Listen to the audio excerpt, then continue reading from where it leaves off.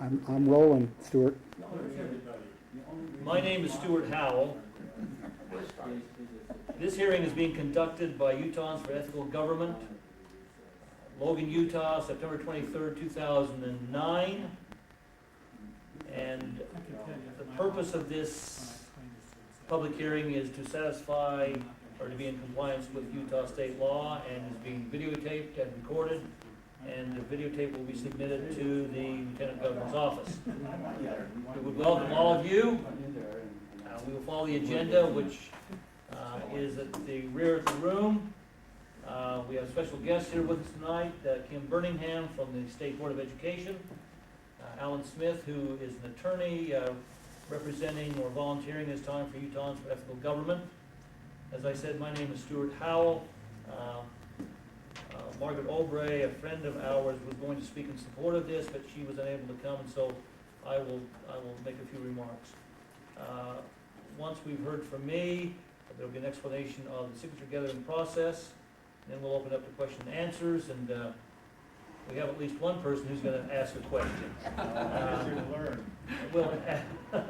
We will ask all who participate in the question and answer part of this public hearing to state their name, city and county of residence as required by state law, and their title to comply with state law. Mr. Birmingham. Thank you. This is a little bit odd, but as Lyle well knows, Senator Hilliard, that we are fulfilling state law and want to make sure we do it exactly as the law indicates. And so we will proceed with this, though I suspect our time will be telescoped. If Lyle, you're the only one here, I think we'll move along quickly. No, Marcia. Marcia's here, Stuart's here, Jason. Jason's here, the radio is here, Jason's here and back, so we've got an audience here. Let me give you an initial presentation of the basic concepts behind why we believe what we believe.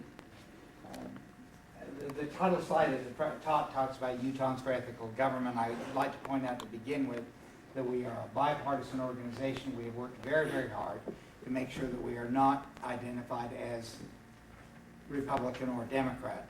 Certainly I ran on the Republican Party all my life when I ran for offices, but there are Democrats that support it also. When you look at our list of endorsees, there are people, there are actually I think 19 former legislators who had endorsed the original item, and of those 19, 10 were one party and 9 the other, but I can't remember which one's Republican and which one's Democrat. It is a bipartisan, nonpartisan effort, and we seek to go in that particular direction. We are really, this slide suggests the approach that we believe is extremely important. We believe that the initiative, the ballot initiative sponsored by the Utahns for Ethical Government, will place Utah at the top of the ethical standards in the 50 states.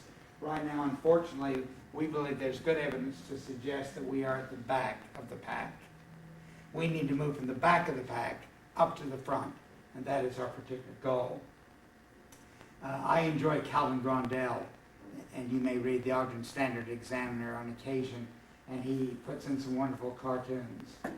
Calvin, some time ago, a month or two ago, had this cartoon in which he suggested at the state capitol, and that's obviously the steps of the state capitol, that ethics reform is kind of hidden underneath the staircase and is always waiting for the next session of the legislature.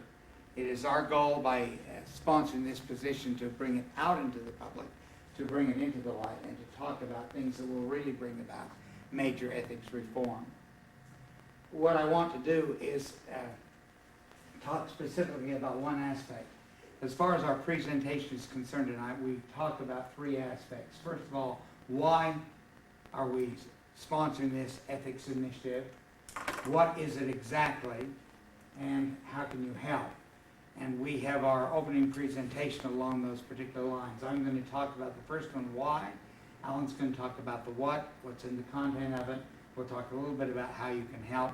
And then, as Stuart has already pointed out, we'll have a time for exchange and everybody to express ideas and have a back and forth. And if our numbers are so limited, it'll obviously be a pretty informal exchange that we can follow. My intent, though, is to talk about the issue of why.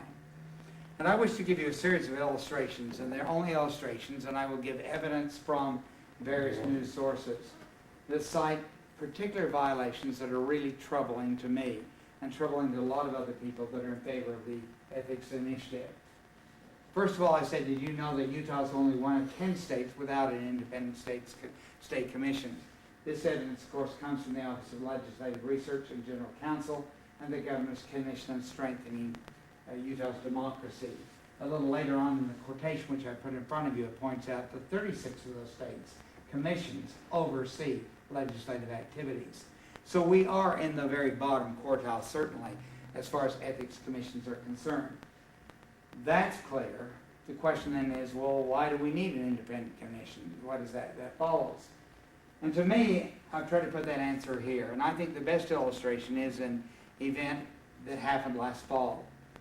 You will notice in all my slides that I never put any names on the slides, and it's not my intent to get into an ad hominem attack of names or individuals. They were, of course, in the original sources. I just want to talk about what happened in the principle. And the principle that I want to talk about is what took place in the charge that was made where one former legislator accused another legislator of bribery. Certainly if bribery took place in the amount of the dollars that was talked about, it is a serious offense and needs addressing.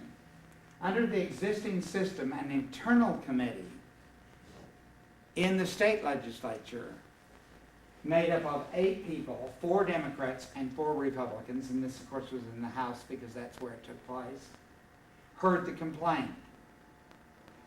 As they heard the complaint, they accused, and listened to it, and they went through their process for a week more, as I recall, a considerable length of time. And though they complained about having lack of procedures, they went